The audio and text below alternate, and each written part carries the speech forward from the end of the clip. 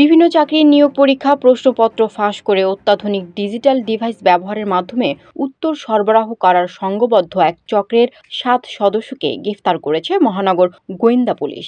এই 7 জনকে ধরার পর তারা যে আমাদের কাছে যে তথ্য দিলেন সেটা হচ্ছে বিভিন্ন চাকরি নিয়োগ পরীক্ষা প্রশ্নপত্র ফাঁস করে অত্যাধুনিক ডিজিটাল ডিভাইসের মাধ্যমে পরীক্ষার দিন প্রশ্ন উত্তর সরবরাহ করে লাখ লাখ টাকা হাতিয়ে নিচ্ছে।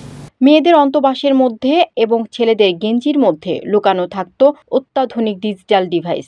একই সঙ্গে কানেক্ট করে পরীক্ষার্থীর কানের মধ্যে রাখা হতো ক্ষুদ্রাকৃতির বল। প্রশ্নপত্রের উত্তর সমাধানের জন্য বাইরে থেকে কাজ করত আরেকটি চক্র।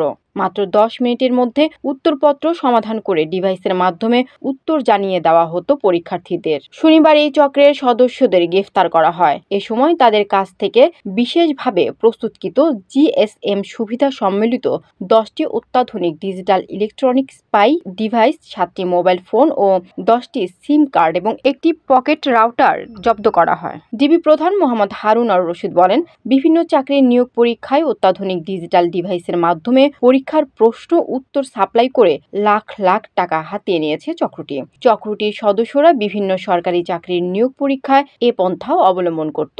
গ্রেফতারকৃতরা জানান, তারা পরস্পর যোগ সাজেশে দীর্ঘদিন ধরে মোটা অঙ্কের টাকার বিনিময়ে চাকরি পাইয়ে দেওয়ার জন্য প্রার্থীদের সঙ্গে চুক্তি করে। চাকরি ভেদে এমসিকিউ লিখিত পরীক্ষায় টিকিয়ে দেওয়ার জন্য 3 থেকে 5 লাখ টাকা এবং লিখিত ও ভাইবা সহ 8 থেকে 10 লাখ টাকা পরীক্ষার্থীদের কাছ থেকে নিয়ে থাকে।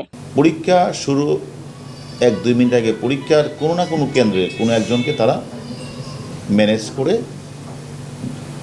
এরা করে কি ওই প্রশ্নের যে ফটোকপিটা এমসিকিউ অথবা রিটেন প্রশ্নটা তারা সাথে সাথে হোয়াটসঅ্যাপে করে বাইরে পাঠায়।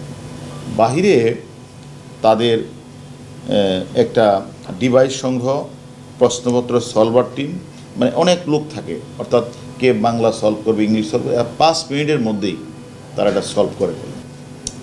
তারা প্রাথমিক শিক্ষক নিয়োগের 3য় ধাপে বাংলাদেশ রেলওয়ের টিকিট, পল্লী উন্নয়ন সঞ্চয়, জেলা প্রশাসক, মৎস্য বিভাগ বিষয়ক, জেলা প্রশাসক টাঙ্গাইল, গণপূর্ত সহকারী কাম কম্পিউটার, দুর্যোগ ব্যবস্থাপনা ভূমি মন্ত্রণালয় এবং বাখরাবাদ গ্যাস কোম্পানি লিমিটেড, আরও অনেক জায়গায় তারা উল্লিখিত পন্থা অপরাধ সংগঠিত করেছেন। চক্রের মূল হোতা জুয়েল খান বিশেষভাবে প্রস্তুতকৃত জিএসএম সুবিধা সম্মিলিত ইলেকট্রনিক স্পাই ডিভাইস সংগ্রহ ও সরবরাহ, প্রশ্নপত্র সংগ্রহ, সমাধান টিমের সদস্য সংগ্রহ ও চক্রের অন্যান্যদের সাথে সমন্বয় করতেন। এছাড়া রাসেল, মাহমুদুল হাসান শাকিল এবং আব্দুর রহমান বিভিন্ন পরীক্ষার্থী সংগ্রহ এবং পরীক্ষার্থীদের কাছে ইলেকট্রনিক স্পাই ডিভাইস পৌঁছে দেওয়ার পাশাপাশি ডিভাইসটি কিভাবে ব্যবহার করতে হবে তার বিস্তারিত ব্যবহার বিধি শিখিয়ে দিতেন। আরিফুল ইসলাম পরীক্ষা কেন্দ্রের অভ্যন্তর থেকে পরীক্ষা শুরু হওয়ার পর সুবিধা মতো সময়ে প্রশ্নপত্রের ছবি তুলে হোয়াটসঅ্যাপের মাধ্যমে কেন্দ্রের বাইরে অবস্থান করা চক্রের অন্য সদস্যদের কাছে পৌঁছে দিতেন। এরপর তাদের সমাধান টিম অতি দ্রুত সেই প্রশ্নপত্র সমাধান করে কেন্দ্রের অভ্যন্তরে তাদের নির্ধারিত পরীক্ষার্থীদের কাছে ডিজিটাল স্পাই ডিভাইসের মাধ্যমে পাঠিয়ে দিত। তানজিনা ইসলাম, জেপি নিউজ।